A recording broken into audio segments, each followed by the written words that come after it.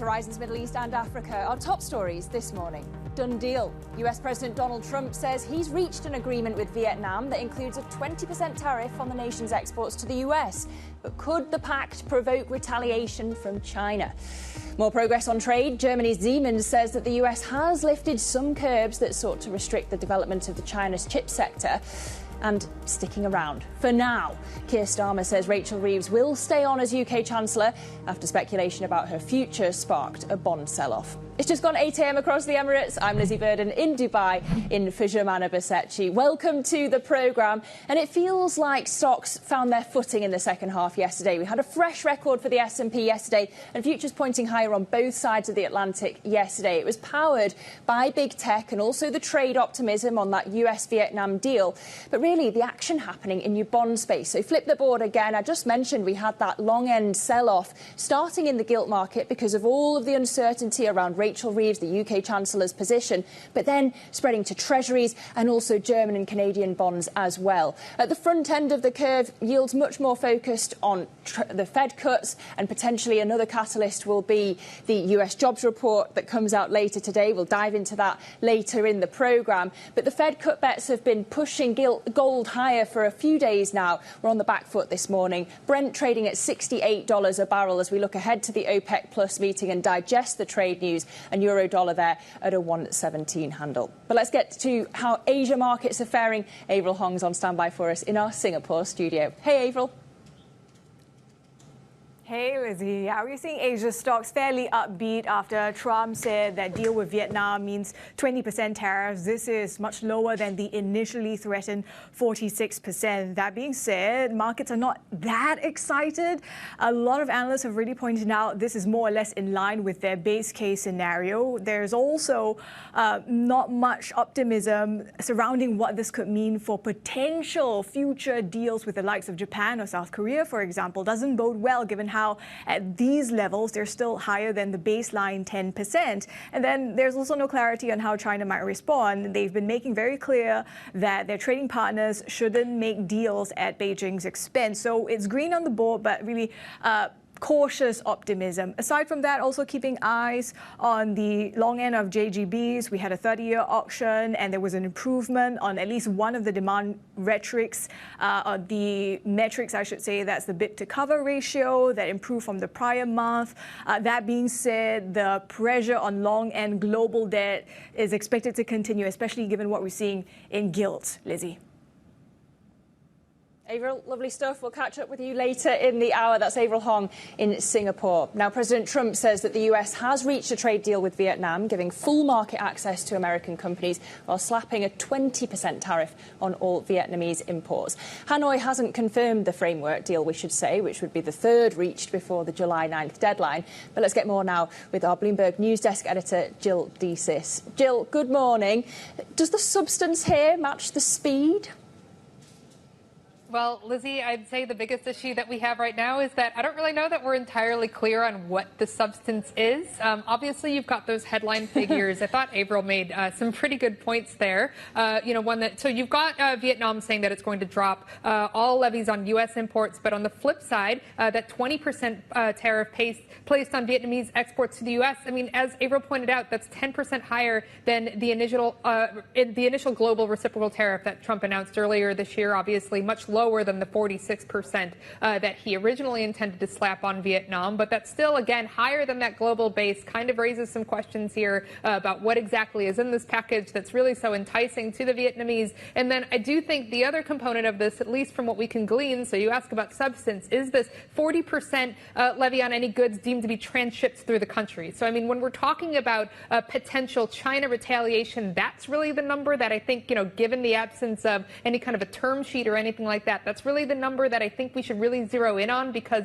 that's the kind of thing, Lizzie, that really seems intended to impact Chinese goods, because, the way that something like this would work, maybe you've got some parts that are coming from China, they go to Vietnam, maybe there's some, final leg, manufacturing element that's done in Vietnam before that's then shipped to the U.S. Obviously, still a lot of questions about how exactly a transshipment levy would be enforced, but that's really the thing here that I think a lot of people are looking at, again, in the absence of other details as to, what does China think about something like that? Where does this go from here? Are there any repercussions for Vietnam, particularly because China is Vietnam's largest trading partner? What exactly does that look like going forward? I think we still need to hear more from Hanoi. I think we still need to see what this term sheet looks like before we get more details there. Yeah, and of course the Chinese foreign minister's in Europe this week, so maybe that will help them to retaliate if they can get that deal with the EU. But let's go from trade to tax, Jill. We've been monitoring the progress of President Trump's fiscal package. Do you think it will get through the House by tomorrow, the July 4th deadline? Well, obviously, that's really the big question here. Obviously, Trump has been hammering that July 4th deadline for quite some time. I mean, at this point, what appears to be the issue is that House Republicans are really struggling to find the final votes that they need to advance that tax plan. I mean, as we've been seeing really all week, the issue here kind of lies in the fact that you've got competing interests really coming out of the House from the Senate bill that was that was just recently passed. They've got to sign off on a final version, but we've really seen, some, elements of this being from, sort of holdout Republicans, those ultra conservatives who are concerned that the spending plan doesn't go far enough, and then, more swing district moderates who are really concerned about the impact of those Medicaid cuts, for example. So at this point, still not there yet. Do they get there before July 4th? They obviously will have another chance, but again, just kind of indicates that this has been, obviously incredibly difficult. We've seen this bill, in various forms over the past couple of months, sort of passed by just one vote margins. The Republicans don't have a ton that they can ultimately lose. So again, does it pass by Friday? I mean, Trump's certainly going to advocate, for that happening. Maybe they get it over the line, but really just does kind of show you how much daylight there still is between, some of these competing interests in the House. All right, we wait with bated breath. Bloomberg's Jill Desus, we thank you for the latest on US politics. Well, speaking of fiscal woes, we definitely saw them yesterday in the UK, that sell-off in gilts, but also a sell-off in the pound and UK stocks as well, all triggered by the uncertainty around the UK Chancellor Rachel Reeves' position. It started at Prime Minister's questions. You can see there the Prime Minister Keir Starmer failed to give his full-throated backing to Reeves, and she was seen crying behind him. Now, the Treasury says that those tears were connected to a personal matter, but the sell-off only deepened when eventually Starmer's office reaffirmed his backing later.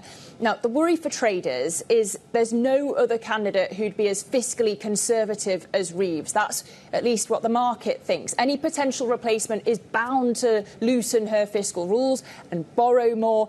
And the questions about her position gained momentum this week because the Prime Minister was forced into this humiliating U-turn on his welfare reform bill, a costly one, which of course makes it more likely Reeves is going to have to raise taxes in the autumn, and therefore it makes it more likely that she'll have to resign. Now, you can see the market reaction here. The pound shed more than 1%, the FTSE 250 dipped 1.5%, and look at the gilt moves here. So they surged 16 basis points for yields on the 10-year, 30-year gilt yields rose over 20 basis points, and then these moves went global. So they spread to the Treasury market, but also German and Canadian bonds as well, as fiscal risk took centre stage once again. Now, for context, just flip the board again. This was no way near as bad as the Liz Truss episode back in 2022, not for gilts and not for sterling either.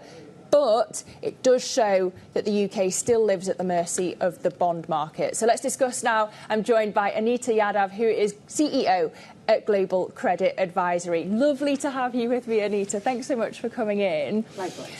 This has already put the spotlight back on long-end yields, right?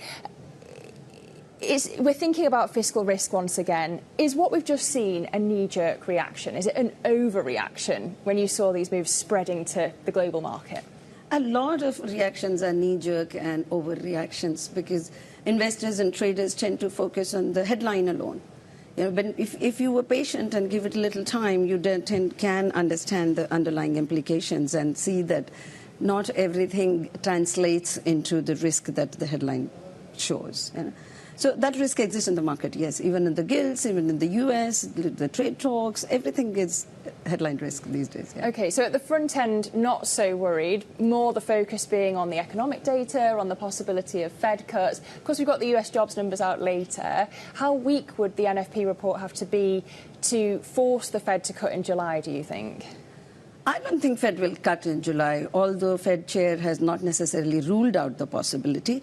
But if you look at the numbers that have come so far, plus the uncertainty on the tax and the tariffs and the bill and geopolitical side, I don't think there is a compelling reason for the Fed to cut in July. But back to your talk about the job report, I think if the numbers come anywhere between 110 to 140, then to me it'll just be a story reading. But anything below that is something that will make the Fed chair definitely give ammunition for a cut later in the year, support his decision. Anything above that will make it very difficult for them to justify a cut. No, maybe not very difficult, but it will make it difficult to justify a cut, particularly if their perception of inflation is going to go above 3%. OK, and there's also a lot of speculation, of course, around Powell's future, his silence not helping that. If we do get an early, dovish political announcement of Powell's replacement from Trump, what sort of market reaction do you expect? Is the market prepared for that sort of announcement? Again, market reaction tends to be a little knee-jerky, and if they were patient enough for a little while and understand that the chair being a dovish or bullish is one vote and one veto vote, but what the rest of the 12 Fed governors are doing and what the economy doing and what the data is there does play a big role in the final decision. Yeah? So a dovish replacement of Powell may show some signs of, the market may factor it in, but only for a short period. But you don't think that if they acted like a shadow Fed chair, that would undermine Powell in the market all the way up to May? No. I think this is Trump creating more noise, and he's known for creating chaos around. But the implementation and the final deal is generally quite different. On trade, we've had the Vietnam deal. I wonder if you're encouraged. What's your sort of assumption for what we'll get by the July 9th deadline? President Trump has been saying it won't be extended. But the Treasury Secretary has been saying that the negotiations with the bigger partners like Japan and all will force an extension. So there may be an extension to the 9th July deadline. I personally am in the camp that, yes, there may be an extension. Even if there is no extension, I think the market has become desensitized to a whole lot of deal announcements because Trump has a track record of he does not necessarily follow through on a lot of things that he signs on. Yeah? So, did you just say taco, Anita? No, Trump does not always follow through on a lot of things that he signs on, signs on. So the market has become desensitized, and you are seeing it, it's the optimism in the U.S. market, regardless of the 9th July deadline, is defying any risk there, right? Yeah. OK. Well, it's really good to get your analysis. Thank you for coming in. My pleasure. That's Anita Yadav, CEO at Global Credit Advisory. Still ahead on the programme, we're going to bring you the latest on the US-China trade as the Trump administration lifts some chip design export curbs. That's next on Horizons, and this is Bloomberg.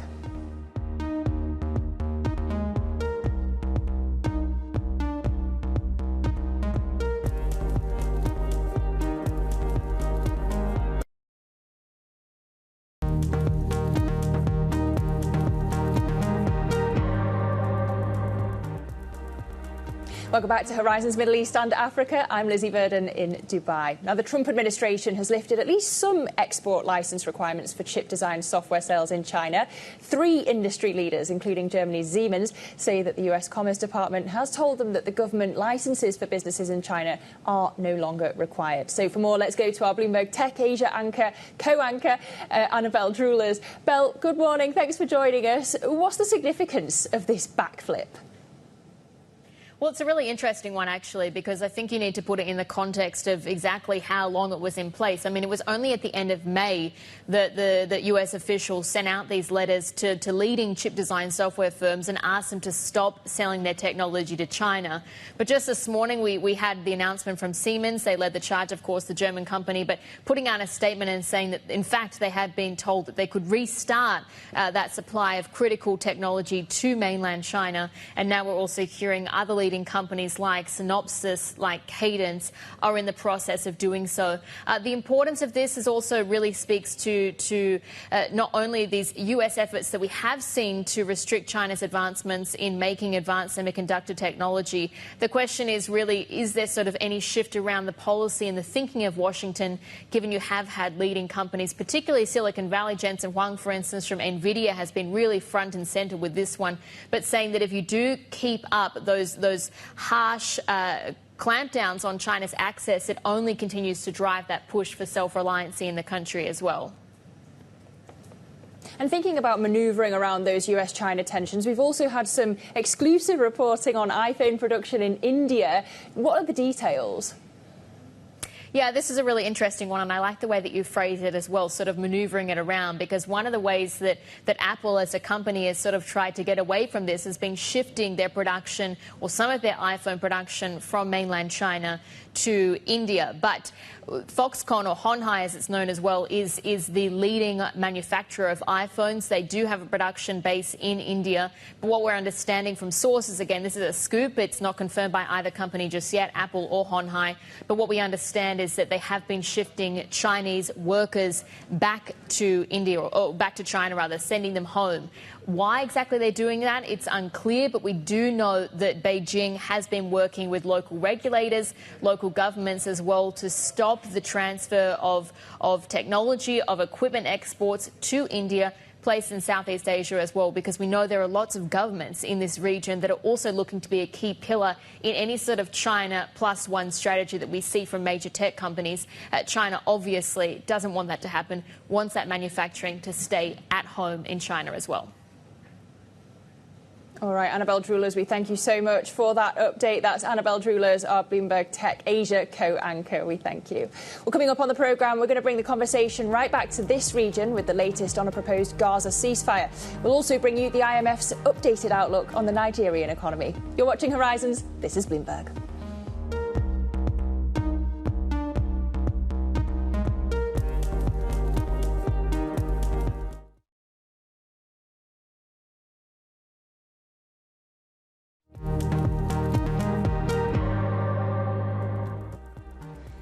Welcome back to Horizons Middle East and Africa. I'm Lizzie Verdon in Dubai. Now, Hamas says that it's ready and serious about reaching a ceasefire deal in Gaza, but it reiterated that this should be paired with a permanent end to the war. President Trump said yesterday that Israel had agreed to terms of a 60-day ceasefire. Israel, though, hasn't publicly commented so far. An Israeli official, though, has told Bloomberg that intense pressure from the Trump administration on both Israel and Hamas is having some effect, leading to a modest optimism that a deal could be close.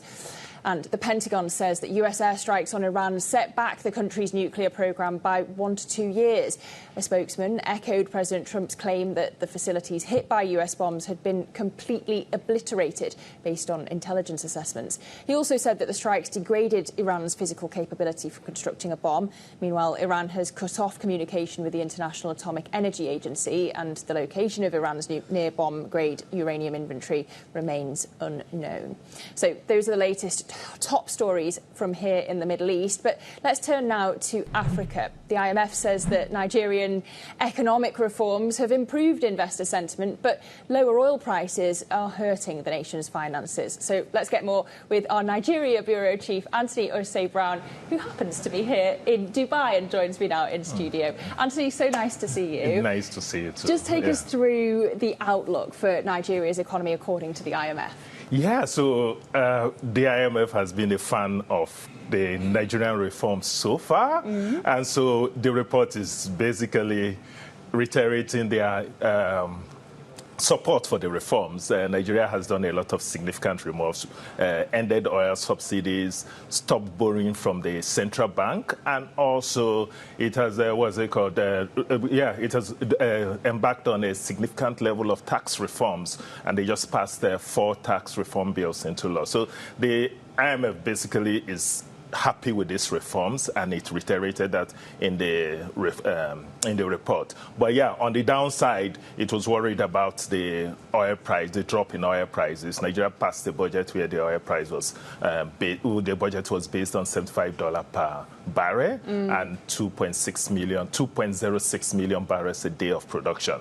Nigeria has not been able to realize that. Oil production has averaged 1.5 million barrels a day, and prices, as we know, is somewhere below $70. Yeah, today, so there's also the risk that Nigeria will not be able to meet its revenue targets for the year, and that could lead to an expansion of the fiscal deficit, and of course more borrowing. And Nigeria's borrowing is already going high. Borrowing to GDP ratio is not really a problem. Is debt service to revenue ratio, which is really high, has been high, although it has been reducing recently. But then, if Nigeria has to borrow more, then that could also go high again. And currently, Nigeria is spending more on debt service than on infrastructure, healthcare, education, and other areas. So the IMF is worried about that. Well, it's interesting because we're going to be talking about the EM bond space later on in the programme. But if we can just dive into the politics in Nigeria, because it's been really dramatic, right? Yeah, the opposition has been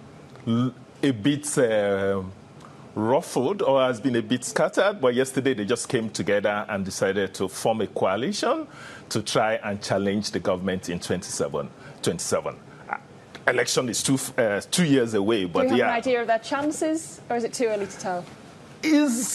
Their chances largely depends on the government, basically, because in Nigeria, Nigeria is such a way that the president has a lot of powers in appointing the electoral commission, the electoral body that conducts the elections. And the president will, at the end of this year, have an opportunity to appoint the chairman of the electoral commission. So if the person he appoints into that body will largely determine the credibility of the elections that will be conducted, and that will determine the chances of the opposition. Okay, well, it's so great to get an update from you while you're in town. Anthony Osei-Brown, our Nigeria Bureau Chief, thank you so much. Well, for more stories just like this from the continent, do be sure to subscribe to the Next Africa newsletter. It's on the terminal and on our website, and you can get also the latest news in audio form. That's on our weekly podcast, available on Apple, Spotify, and wherever you get your podcasts. For a deeper dive, don't forget our TV show Next Africa. The next episode airs Friday, July 25th, and all episodes are available on the terminal, Bloomberg.com, and on YouTube, of course, presented by our lovely Jennifer Zava-Saja. You can see her there. But I just want to quickly check in on these markets as we head towards the European market open. We've got S&P evening up 0.1%, Euro Stoxx 50 futures outperforming, though. They're up 0.2%, and FTSE 100 futures up 0.3%. Speaking of which, we're going to take stock of the first half of the year for equities next, and the risks as well for the next 6 months. So stay with us. This is Bloomberg.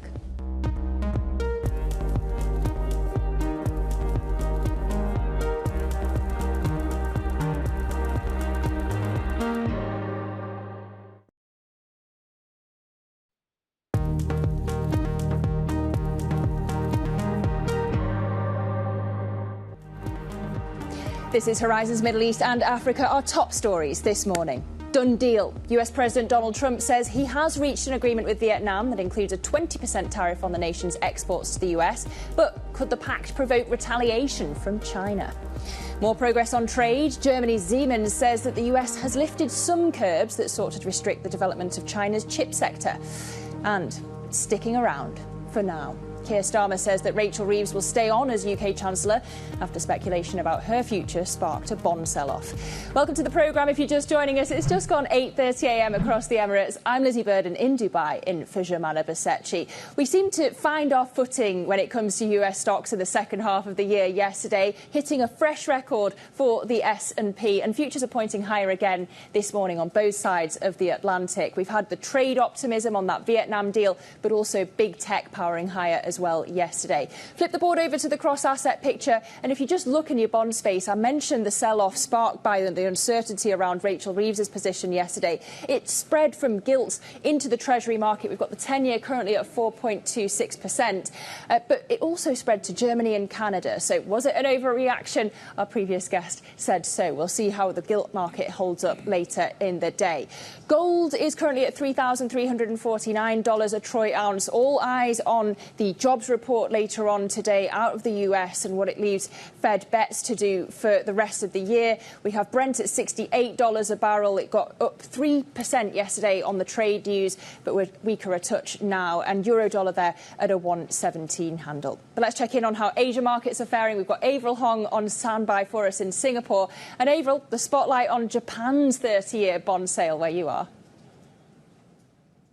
Absolutely, Lizzie. I mean, you may recall a disastrous 20-year auction out of Japan a couple months back, which rippled through global debt markets. And since then, Japanese policymakers have been taking great pains to quell the market concerns. They've reduced issuance on the long end. They've also been slowing their pullback from debt markets. And it looks like, for now at least, some of those efforts have paid off, because if you look at the results of the 30-year auction, based on one demand metric, at least the bid to cover ratio was the higher since February. It was also slightly higher than the 12-month average. So all in a pretty solid result. That being said, it's not like Japanese debt is out of the woods. You have focus not just on the long end debt because of gilts and pressures we're seeing in the UK, but also domestically, some of these government fundraising plans ahead of an election in Japan later this month, where there have already been a lot of massive spending plans. So that's likely to keep continued pressure on the long ends. Indeed, you're seeing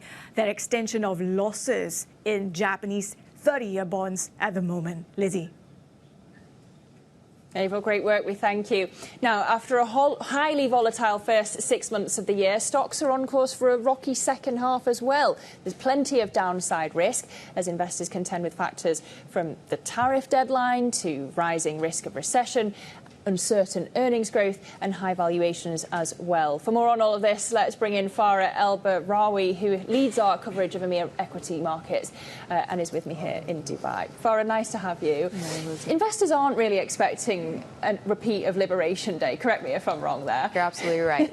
But, you know, how big of a risk to stocks remains trade in the second half of the year? Trade pretty much continues to be one of the key risks for stocks in the second half, Lizzie. The July 9 deadline is obviously in focus, but still, you know, after that, as you know, if we don't get deals immediately in July 9, what happens down the line with, you know, more and more negotiations coming up? So investors are still on guard, but probably again, the markets are not expecting a repeat of Liberation Day, which in and of itself could be a risk. You have if you look at options pricing, it's actually quite benign around the July 9 or July 11 week, which includes the July 9 deadline, and also they're not expecting so much of a surprise today in the jobs report. So there could be a surprise to the downside if there's any miss. Overall, JP Morgan scenarios expect that the S&P 500 will most likely rally in all scenarios post-jobs. But obviously, if we do get a really weak number, there could be a sell-off there if, you know, the Fed is potentially too late in cutting. That would be a risk as well. So a lot of moving parts. Other than the tariffs, there are still earnings. Valuations are still relatively high. And the question of the Fed and U.S. debt remains in focus. Well, yeah, you mentioned earnings. Between tax cuts and tariffs, what are analysts watching in earnings season? As of now, it's all about tariffs. So we have Goldman Sachs, David Kostin over there, who has the U.S. equity strategy. He said that margins could really take a hit, or at least they're the ones that are in focus for this season. So what are analysts expecting? We're expecting 2.6% growth in the S&P 500 earnings per share, but that's actually a sequential slowdown from the quarter before that. So it's going to be a mixed season, but what's more important is the outlook from here. In Europe, there's even more concern because Beata Manthi at Citigroup says that the consensus is expecting a 20% tariff rate, but if we do get something higher than that, market pricing is pretty optimistic and earnings will take a hit, and that's not priced into markets right now. All right, Farah, so nice to see you. Hello, nice to have you around the desk as well. Farah El-Bairawi, who leads our coverage of EMEA equity markets. Now, while we have just looked at equity markets, let's turn our attention to emerging markets and currencies in particular. They're gaining for a third session. This is after US private sector payrolls posted their first decline in 2 years, adding to bets on Fed rate cuts this year. Bonds have also rallied this year as investors diversify away from the US. And for more, I'm pleased to say that we're now joined by Grant Webster, co-head of EM Sovereigns and FX over at 91. Good morning, Grant. Welcome to Horizons. Is this we've talked earlier in the programme about UK and US fiscal concerns driving long-end yields higher, even infecting German, Canadian, US, Canadian bonds as well. But in pockets of the emerging market bond space, there's been relative calm. So I kind of wanted to ask whether EM is going to be the safer duration trade now. Is this the new normal? I think so, Lizzie. I mean, EMs are running much higher real policy rates than you see in developed markets. That's supporting their currencies. And when investors are, looking at the dollar and considering alternatives, EMs look attractive. So the flow dynamic from foreign investors into emerging markets is positive. We've now had 8 consecutive weeks of inflows into local currency debt, which is supporting their bond markets. OK, and where in the EM space can investors actually find respite? Well, countries like South Africa, very high real yields, steep yield curve, a central bank that's looking to cut its inflation target, and a treasury where they're actually trying to consolidate spending and increase their primary surplus, something you're not seeing anywhere really in the developed world. Countries like Brazil, again, just been through a very extended hiking cycle and now starting to cut rates. If you look at Poland, yesterday, the National Bank of Poland surprised with a cut. That's supporting them bond markets. Turkey, inflation's coming down. They've been through a very difficult time, but the central bank's kept policy tight. Inflation's coming down now. They've got a very credible fiscal policy, and bond yields, in the 20% range. So there are huge amounts of opportunities out there in emerging markets. But Grant, it's not as if the emerging market space is immune to fiscal woes. I think of South Africa, I think of Turkey. I know you've seen bond rallies in both, but what's the common thread that's running between them that's driving markets towards them? They're an alternative to the dollar, I suppose. The dollar has strengthened by 40% since 2012. We've seen that hit productivity and competitiveness in the US, whilst emerging markets have remained extremely competitive, particularly in Asia. And so as the dollar begins to weaken, investors look for alternatives. And with yields almost double in emerging markets, what you can get compared to what you can get in developed markets, and volatility that's, I would say, comparable to what we saw pre the pandemic, EMs look like an attractive alternative. In developed markets, with the rise in inflation and the rise in bond yields post the quantitative easing years, we've seen a substantial pickup in bond market volatility, which you're just not being rewarded for through yields. But if you strip out dollar weakness, where can you find opportunity that comes down to credible policy making and strong economic fundamentals?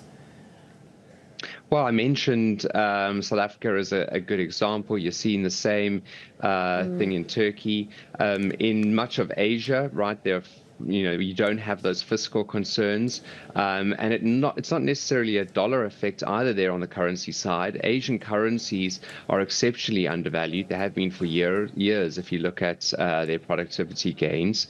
And then I would argue in Mexico, you're seeing decent policy making there, an economy that's obviously strongly tied to the US. And so, there are opportunities across EM. Yes, there are some countries where fiscal policy is a concern. If you look at Romania in Central Europe, Colombia in Latin America, there are concerns there. But then there are these great turnaround stories. I mean, Argentina is a fantastic example of where you're seeing, a new president, a new administration tightening fiscal policy, bringing inflation down for the first time in many years. So, it's a time in EM where we're seeing much more opportunities, should I say, than what we've seen in the past. And just finally, I wonder how much you expect this dollar weakness to persist. Where, for example, do you see euro dollar getting to? Well, if you look back to 2012, as I mentioned, when the dollar was, at its cheapest levels, the economy was probably 20 to 30% more productive and more competitive, should I say, relative to other developed markets than it is currently. So I think, the euro won't move in a straight line up. It's moved a lot already. But I think it's very conceivable that we could go well above 120 towards 130, and you still, will be above levels in the dollar that we were at, 15 years ago. So I'd say these things don't move in a straight line. Of course, there's going to be shifts in policy making. We are already seeing members of the ECB start to say that the euro has moved too far or too quickly. But these cycles take a very, very long time, and I think there's a lot of room for the euro to move higher. Certainly something we heard out of Sintra. 120, though, we'll see how we get there, even if it is a wiggly path. Grant Webster, lovely to have you on the programme. That's Grant Webster, co-head of EM Sovereigns and FX at 91. Well, coming up on the programme, we're going to speak to the CEO of Saudi utility Acwa Power as it targets projects in the renewable and clean energy space. So stay with us. That's next. This is Bloomberg.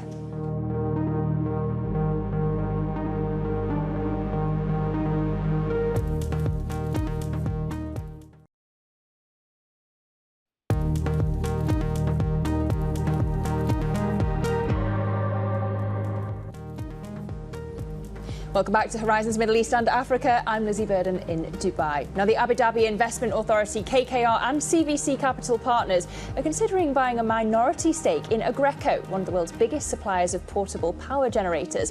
Aggreko's owners, TDR Capital and Squared Capital, plan to sell up to 30% of the Glasgow-based company.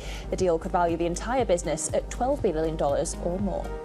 And private markets firms managing over $700 billion in assets are expanded here into the UAE. Sweden's EQT AB, France's Eurazeo and UK-based Pollen Street Capital are among those setting up shop here in Abu Dhabi. They'll join others, including growth equity investor Baron Capital Management and credit investing firm Silverpoint Capital, which have recently established their presences here in Dubai. And Saudi utility Acwa Power is planning to go ahead with a rights issue of more than 7 billion riyals. The new shares will be used to fund an aggressive expansion in renewable and clean energy projects. And for more on this top story, I'm pleased to bring in the CEO of Acwa Power, Marco Arcelli. Really good to have you with me, Marco. Welcome to Horizons. Let's just talk about this deal, because there are lots of details we're waiting for, so maybe you can tell us some about them. We're waiting for the date that the rights issue is going to go ahead, and I'm wondering when you're going to be taking it to shareholders and when you're going to take it to the public market. Yeah, thanks for having me. We expect the final approval by the capital market authorities very soon. The general meeting, the General Assembly approved the pricing of the issue, so everything is lined up for us to go out with these, as you mentioned, almost $1.9 billion capital raise to finance our growth. And look, a lot of people are going to be asking why now. We're showing on the screen right now Acwa Power's performance so far this year. Frankly, it's one of the worst performing stocks on the Saudi Stock Exchange. The last 3 IPO debuts have fallen flat, and we've got to acknowledge all of this is the backdrop. So why not wait for better conditions, Marco? So there are a number of reasons. So the first one is, yes, recently we had a slide in our valuation, but that comes after, strong performance in the last 2-3 years. The stock is still very high compared with the situation 2 years ago. And now we have a big, healthy pipeline of growth projects. Just to give you an idea, in the past 2.5 years, we grew more than 60% in power and in water desalination. We also are 85% complete with our green hydrogen project in NEOM Green Hydrogen, together with our products and NEOM. We also started the commissioning of the second green project in Uzbekistan. So it's right the time when we should go out for this. Well, yeah, on NEOM, we recently reported that there have been some struggles to secure off-take customers. How's that affected the timeline for full ops? So it hasn't. The project has a full offtake with Air Products. Air Products has already placed some of the volumes to European customers. Construction is going ahead in full speed. So we expect that to complete, the end of next year with a full ramp up in 2027 of the volumes, and it will be the largest and the first one in the world. Okay, and just tell us more as well about your plans to invest billions of dollars in Turkey's energy sector.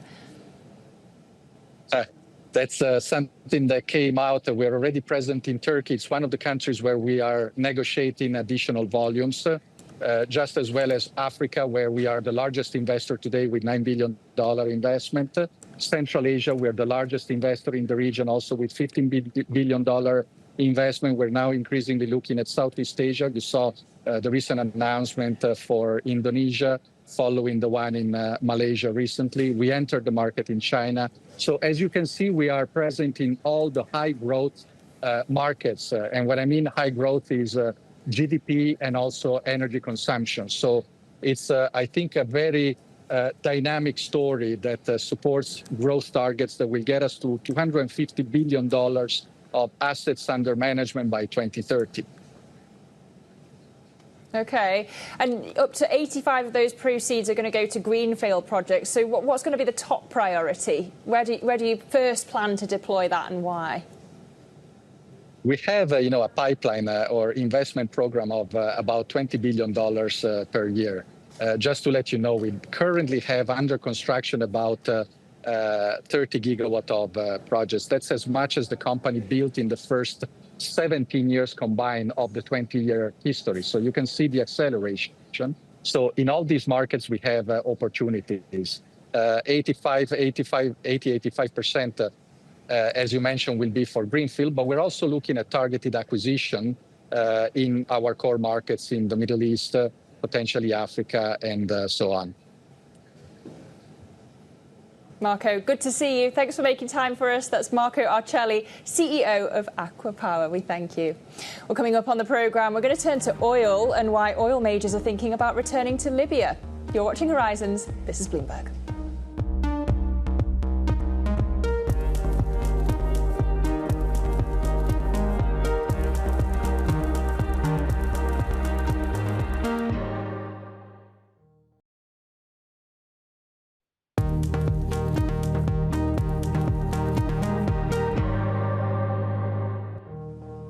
Welcome back to Horizons Middle East and Africa. I'm Lizzie Burden in Dubai. Now, for years, oil majors have been spooked by the political instability and the production shutdowns over in Libya. But maybe we're at a watershed moment. The country's first tender for energy exploration since 2011 and the civil war has generated interest from the likes of Chevron and Total Energies. For more, let's bring in our Bloomberg Middle East energy reporter, Anthony Di Paola. Anthony, just talk us through why, after so long in the cold, these big names are being enticed back to Libyan oil. Yeah, good morning, Lizzie. Well, I guess the first reason is that Libya has finally asked them because there's been so much tumult geopolitically, socially, with war there, the split between the oil industry as well, between two different basically ministries and national oil companies. So all these things over the intervening decade plus have really created lots of tumult in the Libyan energy sector, and we've seen production really plummet. So from levels of 1.6 to 1.75 max, they've gone to 1 million barrels or less at certain times. They are pumping over 1 million barrels now, but we've really seen it go up and down with really limited additional funds going in there, limited additional maintenance in terms of the fields, the pumping stations, the assets, and those have also been kind of a piece of the game in terms of the geopolitics and the rivalries in Libya as different factions have taken over pumping stations, taken over fields. Workers have been on strike. So really there haven't been the conditions for the Libyans to ask the companies to come back in. And so now, as you say, finally they have done this bidding process for these exploration blocks, quite a large one, over 20, and they've asked these companies to come back in. So obviously it's a place with a big resource, so that's going to create some interest for those companies to get in there and have a look and see what the situation is in a country where a lot of them have produced before, Lizzie. Well, yeah, but surely the infrastructure is going to need an upgrade, and surely that's going to need a hefty price tag. Yeah, for sure. Well, a lot of what these companies will do is they'll go in and they'll do some exploration. These are onshore blocks, offshore blocks. And what companies are doing these days now is they're looking and seeing if they can find a resource and seeing if it's close to some other infrastructure that's already there. And then they can do what's called a tie-in. So they just connect their field to existing infrastructure, which does require upgrades and additional investment in there. So they would be looking at, if they find some resources that they decide to go ahead and produce, they will be looking at some additional investment to do tie-ins, to create additional export capabilities. So yes, there will be some additional investment in there, but right now the upfront investment, the companies are going to pay for that exploration, see if they find anything that's worth developing, and then make those business decisions farther down the road.